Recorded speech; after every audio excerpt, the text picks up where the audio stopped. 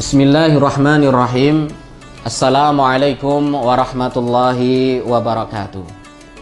Jamaah yang dimuliakan oleh Allah Subhanahu wa Ta'ala, berawal dari sebuah pertanyaan jamaah, bagaimana sikap ataupun fatwa Muhammadiyah tentang memilih atau mengangkat pemimpin perempuan.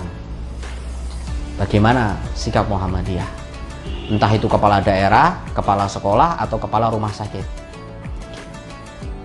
Karena ada sebagian tempat itu pemimpinnya perempuan, misalkan di Surabaya, tapi dia bisa bersaing dengan laki-laki dan dia bisa memajukan daerahnya. Di dalam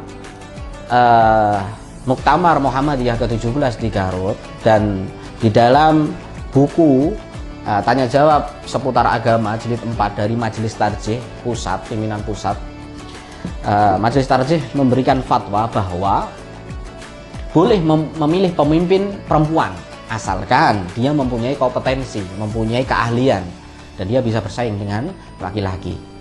Lalu bagaimana dengan sebuah ayat Al-Quran, Ar-rijalu qawwamuna 'alan nisa, surat An-Nisa ayat 34. Laki-laki itu pemimpinnya perempuan, gitu.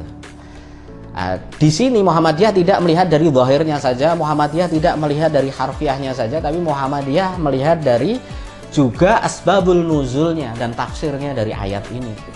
Ayat ini menjelaskan bahwa laki-laki itu adalah pemimpin perempuan di dalam rumah tangga, karena menjelaskan kronologisnya Nusius, seorang perempuan yang pada waktu itu dia membantah suaminya saat Ibnu Arabi, ya.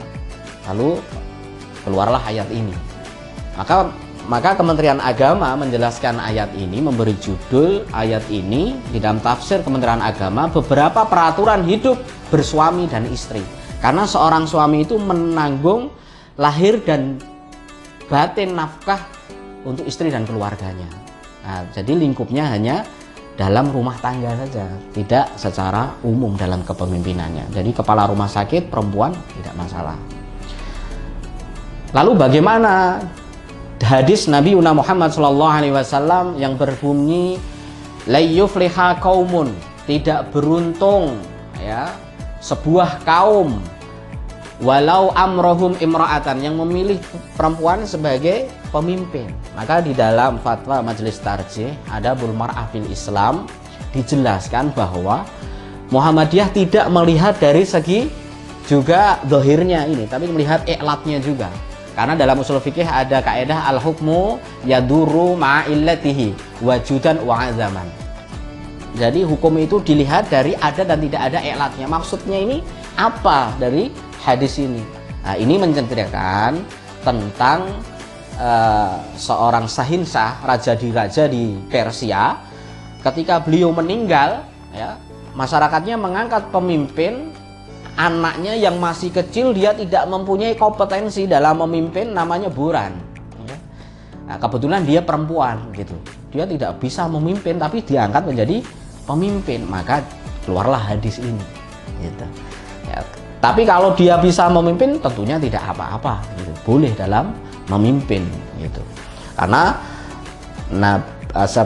sahabat Umar bin Khattab pernah pada suatu saat mengangkat seorang pemimpin namanya Ummu Syifa. Ya, pemimpin polisi di Madinah, dia perempuan, dan ada polisi-polisi yang lain, tapi dia bisa memimpin. Maka dipilihlah oleh Khalifah Umar bin Khattab, dan Khalifah Umar bin Khattab tidak mungkin dia menyelisih Nabi Muhammad SAW. Kita tutup, ya, jadi boleh memilih pemimpin perempuan.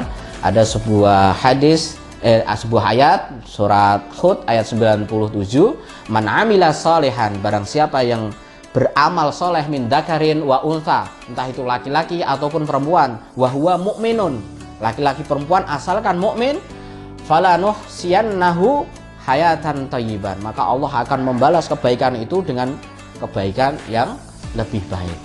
Jadi boleh, asalkan perempuan punya kompetensi dan dia bisa memimpin, maka dia boleh menjadi seorang pemimpin.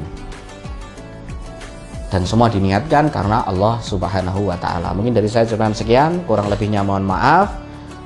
Wallahu a'lam bishawab. Wassalamualaikum warahmatullahi wabarakatuh.